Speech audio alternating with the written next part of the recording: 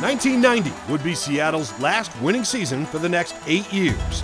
With Dave Craig's tenure coming to an end, the team drafted its next quarterback, just not the one Chuck Knox wanted. Behrings wanted to be involved in it all the time. And Behrings went to Chuck and said, hey, we're going to draft here today. We're going to draft Dan McGuire, quarterback. And Chuck says, well, wait a minute, hang on here. If you really want to draft a quarterback, there's a kid named Favre who's pretty good. Maybe we should look at that. No, we've seen this guy. We know his agent, and we've already kind of struck a deal. So this is the guy we're going to draft. And so Chuck goes back into the draft, talking to his coaches, and says, get ready to coach your asses off, because if not, we're going to get fired at the end of this season, because they're going to draft this quarterback. And sure enough, that came to be.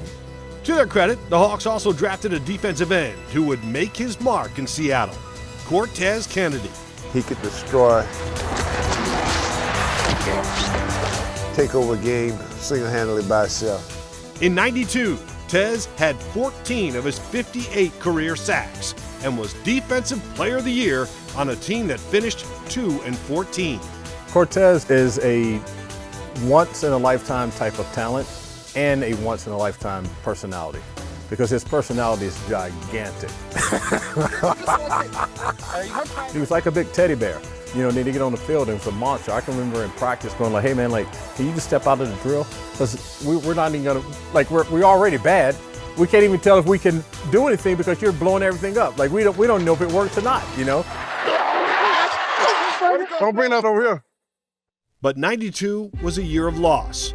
Chuck Knox had resigned, and Super Bowl winning coach Tom Flores took over. Flores, though, could never replicate the success he had with the Raiders. And he was a terrific coach, and followed John Madden down there. But remember, Al Davis was the guy pulling all the strings. And he came to Seattle where there was much less of that stability upstairs. Then, late in the season, the voice of the Seahawks was silenced. Pete Gross had been there for all 17 years. And on November 30th, was inducted into the Ring of Honor. 2 days later, Gross passed away of cancer. I really miss Pete. He was just a really great friend and a great guy, and you couldn't ask for anybody better.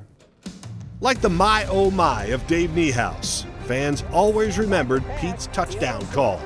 He throws the end zone. Touchdown, Seahawks! Steve Rabel kept the call alive after sharing the booth with Gross for 11 seasons.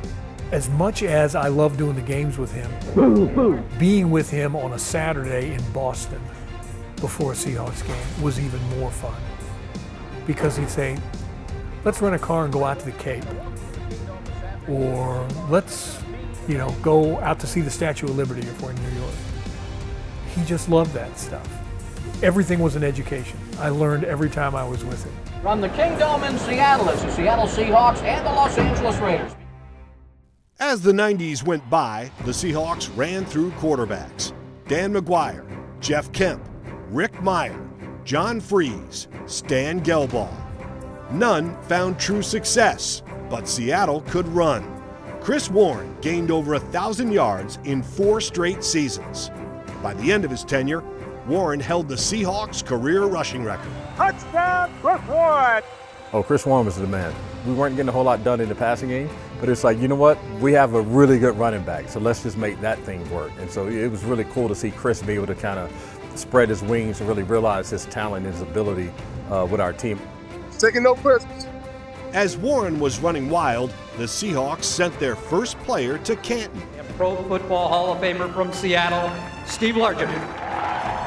In 1995, Steve Largent was inducted into the Hall of Fame.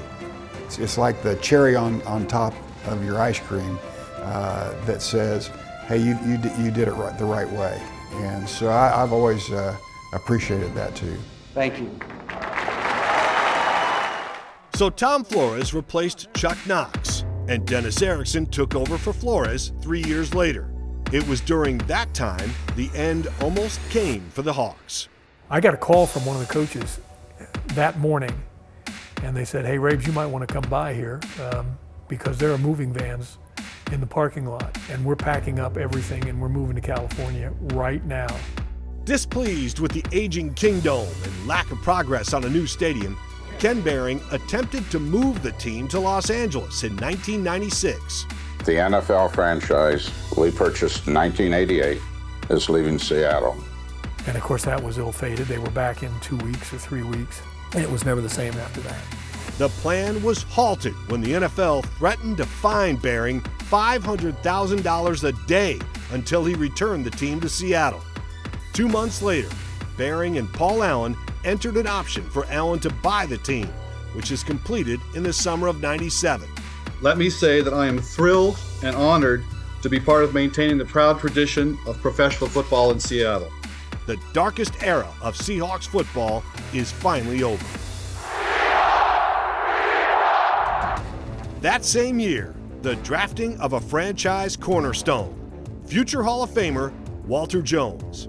I thought it was going to be Oakland. I'm like, okay, you know, a rural guy from Alabama, get a chance to go to Cali. I didn't know nothing about the state of Washington. But when I got drafted here, I thought it was a great opportunity for me to just come here and play football. Didn't have to worry about tickets. You know, my family wasn't flying here. I think my mom flew up here since I've been up here probably, twice since I've been up here. So she don't like flying. So for me personally, I thought it was a great opportunity for me to come here.